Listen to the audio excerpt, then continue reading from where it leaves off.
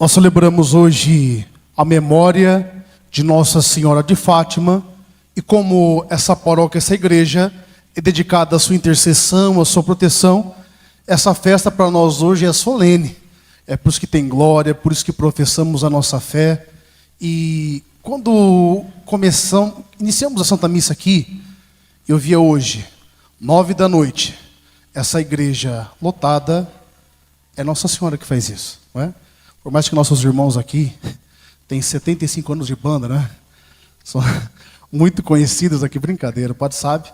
Mas me faz ter uma certeza absoluta nesse tempo todo. Quanto menos nós atrapalhamos ela, mais ela realiza. Porque ela que faz isso. Aqui passava um filme, né? Eu estou pároco aqui desde 2019, é meu 5º ano, não é? Na paróquia. Eu lembro que a primeira missa que teve aqui no Dia Nossa Senhora de Fátima, me deu até um desespero, porque eu falei, esse bolo aqui não vai sair, não é? O desespero que dava. E aos poucos eu fui percebendo que a grande questão é olharmos para ela e ouvir sempre dela: fazei tudo o que Ele vos disser. E Nossa Senhora está pedindo para mim e para você hoje, para levarmos ela para casa de fato, para termos uma verdadeira devoção que nos leva de fato a Jesus e nos possibilita entender o que Deus está nos dizendo através dessa palavra. No fundo, gente, a primeira pergunta que o Senhor faz: onde é que você está? É uma pergunta que remete a olhar para a minha história. Onde eu estou? Ele pergunta a Adão. Você imagina, Adão viveu a plenitude da presença de Deus. E ainda assim, ele se perdeu no percurso. E quando Deus pergunta para Adão: onde estás? Deus sabia onde Adão estava. Deus, ele é onisciente, portanto, ele sabe todas as coisas. Ele é presciente, ele sabe antes que as coisas aconteçam. No fundo, Deus falava para Adão e fala para nós: por que é que seu coração se distanciou de mim? Por que é que seu coração se perdeu nas circunstâncias? Por que é que seu coração trocou um bem eterno por uma circunstância, por um prazer momentâneo? E é o que Adão faz. E a primeira marca do pecado na história é fazer com que se perca a pureza e se comece a malícia. E o desdobramento dessa atitude é a incapacidade de assumir responsabilidade. Perceba, não parece... Quem é pai e mãe que levanta a mão? Pode baixar. Quando quebra uma coisa em casa, você tem mais de um filho, você vai entender. Você pergunta quem foi, começa uma briga para sumir e se isentar da responsabilidade. No fundo, eu imagino, né? Tem uma imaginação meio fértil. Deus perguntando, aí ele olha para Adão, Adão olha para Eva, Eva olha para a serpente, ou seja, ninguém assume a responsabilidade. Em nenhum momento Eva falou: morda aqui essa maçã, senão eu vou te bater. Nem precisava, talvez, vai saber como que não era já as coisas. Mas ele come porque ele quis, sim ou não? Eva comeu porque quis também. A serpente, ela somente tentou e teve sucesso, porque encontrou espaço no coração. E essa dificuldade de assumir a responsabilidade, de entender que no fundo sou eu quem faço as coisas, é o que nos impossibilita de entender e experimentar a presença de Deus. Olha, todas as vezes que você lê o relato das bodas de Caná, nunca interprete como sendo uma festa de casamento comum. Nós temos muitas vezes uma compreensão das Sagradas Escrituras um pouco equivocada, e desculpa o termo, até um pouco romantizada. Parece que só foi descrito um casamento qualquer. Jesus foi convidado em algum momento da vida dele, que portanto ali é apenas o relato de uma memória. Na verdade não, aconteceu sim esse casamento, teve sim esse evento, mas não se está comunicando meramente uma recordação, mas princípios que dirigem a nós, porque a palavra de Deus, inspirada pelo Espírito, tem uma palavra para dizer a cada um de nós. Se você tiver curiosidade, eu sempre repito isso porque é importante, leia lá os 2 primeiros capítulos de João, e quando o capítulo 2, o primeiro relato é as bodas de Caná. Se você ler no capítulo 1, vai dizer um dia, e mais um dia, e mais um dia, e esse evento, esse casamento, ele acontece no 6º dia. O que é que Deus fez em 6 dias? O que ele fez? Pode falar. Criou a realidade, né? Material espiritual, criou o ser humano. O que o autor está dizendo? Aqui está acontecendo a nova criação. As bodas de Caná É um evento que acontece num ponto, mas tem uma perspectiva profética. É tão providencial que mesmo a palavra Caná, se pegar da sua origem, não é? No hebraico, significa adquirir. E você percebe que Jesus fala para Nossa Senhora, a minha hora não chegou? Ele está falando de horário? Ele está falando de algo cronológico?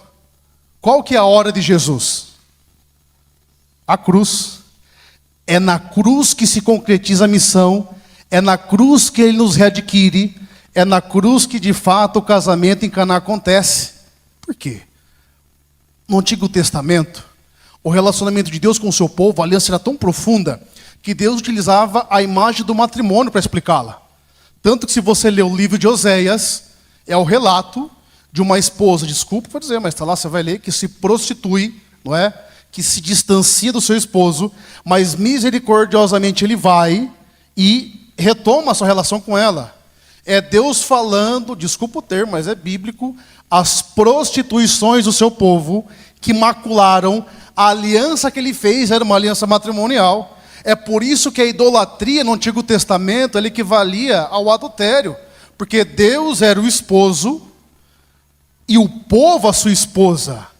O que acontece aqui é esse casamento que não é que deu errado por parte de Deus, o ser humano que se distancia, e Jesus vem readquirir, pagar aquilo que eu e você jamais poderíamos pagar. O pano de fundo das bodas de Caná, repito, é o mistério da crucifixão de nosso Senhor, no qual Ele nos paga a preço de sangue, nos readquire, e nós somos inseridos numa aliança muito mais perfeita. É isso que Deus realiza. E se olhar mesmo a simbologia, são 6 talhas. 6 é o número da imperfeição, certo? Quem que é a 7ª talha? É Jesus, que não apenas é o vinho novo, mas transforma em vinho todo o percurso da história, porque Deus não entra na vida de ninguém para dar jeitinho, Deus entra em nossa vida para transformar todas as coisas. E repito, o único empecilho para que isso aconteça somos nós mesmos. Somente eu posso impedir que Deus faça aquilo que tem que fazer. Somente eu posso dizer não a Deus. Não sei se você já viu uma imagem muito conhecida, uma imagem que tem uma porta e Jesus está batendo a porta, só que não tem fechadura por fora, só por dentro. É nosso coração. Ele não pode ir lá e arrombar a porta de entrar, não por uma impossibilidade dele, mas por uma situação que ele mesmo criou, porque ele quer ser acolhido por nós. Somente em nosso coração nós podemos dizer sim ou não a Deus. É essa a grandiosidade que Deus nos concedeu. E deixa eu te dizer, não há mais desculpa alguma. Todos os textos escolhidos aqui, eles têm uma finalidade teológica. Perceba a segunda leitura que vai dizer que chegou a plenitude dos tempos. O que é a plenitude dos tempos? Cristo é a plenitude dos tempos. Quando Ele se encarnou e assumiu nossa condição humana, o que Deus está dizendo para nós? Tudo que eu queria dizer para vocês, tudo que eu penso sobre o ser humano, eu estou dizendo nele, em Jesus. É por isso que o Papa Bento XVI, quando ele esteve aqui em 2007, por ocasião, não é, do Sino dos Bispos, ele dizia o seguinte, que Jesus é o rosto humano de Deus, ao passo que é o rosto divino do homem. Olha que maravilhoso. E no fundo, quando ele se encarna, ele mostra para mim e para você o que é que ele pensa a respeito de cada um de nós. Qual é o sentido de todas as coisas. Olha, deixa eu dizer, o amor de Deus por nós é incondicional, certo? O que é um amor incondicional? Ontem nós celebrávamos o Dia das Mães, e eu costumo dizer, sem querer tirar o mérito dos pais, mas o amor de mãe é um amor diferente, sim ou não? É ou não é? É um amor, aquele amor que acolhe, não é? Aquele amor que abraça. Se você perguntar mesmo para um pai ou para uma mãe, qual vida é mais importante? Ele sempre vai dizer que não a dele, mas a do seu filho, não é? Agora, você imagina uma coisa, se nós que somos imperfeitos, cercados de miséria e limitações, sim ou não? Todo mundo é assim, não é? Conseguimos experimentar um amor que é assim. Imagine o amor que Deus tem por mim, o amor que Deus tem por você. É um amor incondicional. E o que é um amor incondicional? Parece óbvio, mas que não tem condição. Nós inconscientemente colocamos condições para amar. Pode perceber. Sabe aquela amizade do útil e do favorável? É uma condição. Eu te amo enquanto me for favorável. Eu te amo enquanto para mim estiver tranquilo. Mas o amor incondicional por Deus, que Deus está dizendo, ainda que você me traia, ainda que você passe a vida inteira me dizendo não, ainda que você escolha por vida ser um ser humano que vive do pior, do pior, do pior, eu ainda tenho um amor incondicional por você. O que vai acontecer é que você está condicionando o quanto você vai receber desse amor. Em outras palavras, o que tem aqui é um princípio de reciprocidade. O que é reciprocidade? Você faz algo e espera uma resposta, sim ou não? O ser humano é assim. Só que Deus, ele é assim, mas não por um motivo, um capricho dele. Quanto mais nós nos abrirmos a Deus, mais nós experimentaremos desse amor. E por isso que a palavra de Deus hoje, ela não vem como uma instância que te condena porque você está vivendo, mas te chama para prestar atenção e te diz que tipo de realização de vida você quer viver.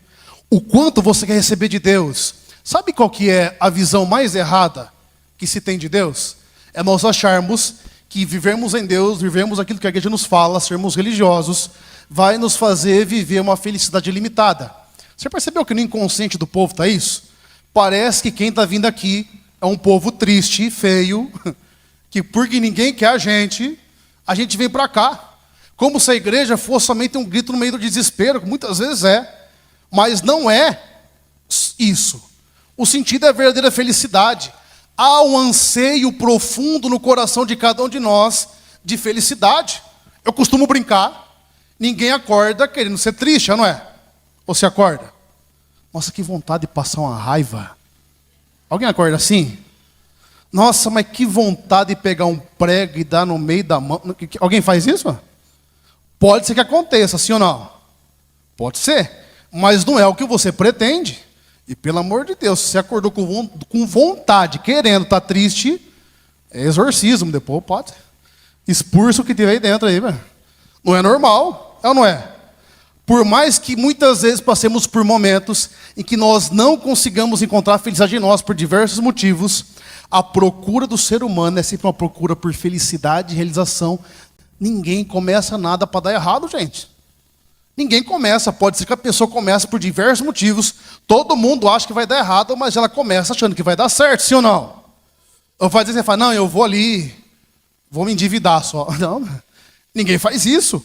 Pode ser que aconteça, não é?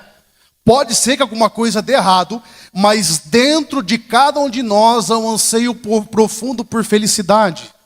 Deixa eu dizer uma coisa para você, que eu digo para mim mesmo também hoje. Sabe, todas as vezes que nós procuramos felicidade fora de Deus, todas as vezes por diversos motivos, talvez no seu passado, você achou que a felicidade seria um relacionamento, você achou que felicidade seria uma circunstância, você achou que felicidade seria experimentar isso, aquilo, outro, você achou que felicidade seria tantas e tantas e tantas outras coisas, talvez você está com esse engano ainda. Sabe no fundo o que a sua alma está dizendo? Ela está com fome, com sede de Deus, e você está colocando algo aí dentro que jamais vai saciar.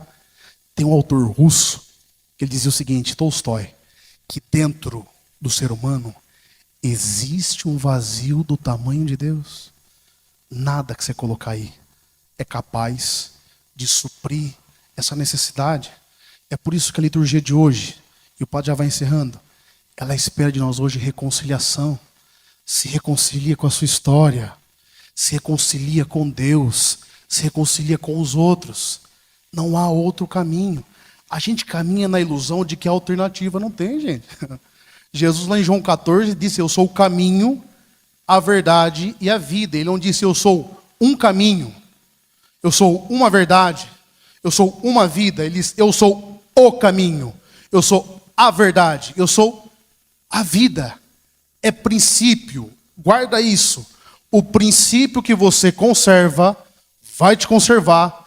O princípio que você quebra vai te quebrar. E não é porque Deus é vingativo, é porque é princípio. Consegue entender? Ficou claro? Se é princípio, tem como você mudar um princípio, sim ou não? Claro que não, gente. É um princípio. Você muda as leis da matéria? As leis do Espírito? Não. Porque são leis, né? Não é uma imposição que alguém criou, uma formulação. Não. É coisa que você constata na realidade. Você consegue, por meio humano, mudar um processo, por exemplo, de uma semente que vai nascer? Você pode até com recurso tecnológico acelerar de alguma maneira, mas normalmente se seguir o curso, ela vai seguir o processo. Se nós não tomarmos conta e entendermos esses processos, nós não seremos verdadeiramente felizes e realizados. Você pode até não concordar comigo, mas a sua própria vida uma hora vai te mostrar que não há outro caminho, não há outra maneira. Nós precisamos revisitar nossa história. E encerrando, eu pergunto para você, no seu coração não precisa me responder, você já tem clareza de quem você é? Tem clareza do seu propósito? Tem clareza do cumprimento dessa realização? Do fundo do coração eu te falo isso. Se você ainda não sabe quem você é, você não vai chegar a lugar nenhum, meu anjo. A gente vai aceitando qualquer coisa, qualquer circunstância, qualquer situação, porque esquecemos quem somos. Olha o que Deus fala na segunda leitura. Porque sois filhos, sois também herdeiros. Você é filho no Filho Jesus, enquanto barganharmos o nosso coração para receber do mundo as misérias, enquanto continuarmos mendigando afeto, enquanto continuarmos procurando Deus em tanta coisa que não vai preencher, nós vamos continuar dando cabeçada. Olha, saia dessa celebração hoje, e ao longo dessa semana, reserva um tempo com Deus. Olha para a sua história, mas não que nem Adão e Eva procurando um culpado. Ah, porque meu pai e minha mãe me fizeram isso. Ah, porque esse crente na minha vida e fez isso. Ah, porque não sei o quê. Porque não... Sabe o que vai resolver? Isso vai resolver nada. Só vai fazer você entrar numa estrutura de sofrimento que você jamais vai sair. Não é porque não tem saída. É porque quando você fica atrás de alguns porquês que nós não temos acesso, você vai criando estruturas e estruturas de sofrimento e você não vai saindo. Agora, quando você olha para dentro de você e fala, não, eu posso mudar alguma coisa, eu posso transformar, eu posso, observando a mensagem da Nossa Senhora, começar a usar o meu terço todos os dias, eu posso entrar nesse itinerário e perguntar para o Espírito Santo qual que é a minha missão, qual é o meu propósito. Eu posso ir às Sagradas Escrituras, procurar na tradição, procurar naqueles que fizeram o que é certo, o sentido de todas as coisas. Eu tenho certeza que Deus vai te ouvir e vai te atender. Mas é preciso dar o primeiro passo. Deixa eu dizer uma coisa, o problema não está onde você está. Tem gente achando que para ser feliz tem que sair do matrimônio que um dia abraçou. Tem que sair do estado de vida que um dia abraçou, não. Nós precisamos entender que o caminho, o percurso é interior. É voltarmos o nosso coração a Deus. E desculpa, independente do que as pessoas fizeram conosco, talvez alguém tenha feito muito mal para você. Mas você está fazendo mais mal ainda. Quando você insiste nessa ferida, insiste em colocar o dedo na ferida, insiste em aprofundar isso, quando Jesus quer dar cura. E às vezes a cura é preciso um perdão que é capaz de colocar cada coisa no seu respectivo lugar. Feche os seus olhos. Baixa a sua cabeça. Olha para dentro de você nesse momento, para o seu coração. Não ouça a voz que condena, porque não é de Deus. Mas ouça aquela voz do seu interior.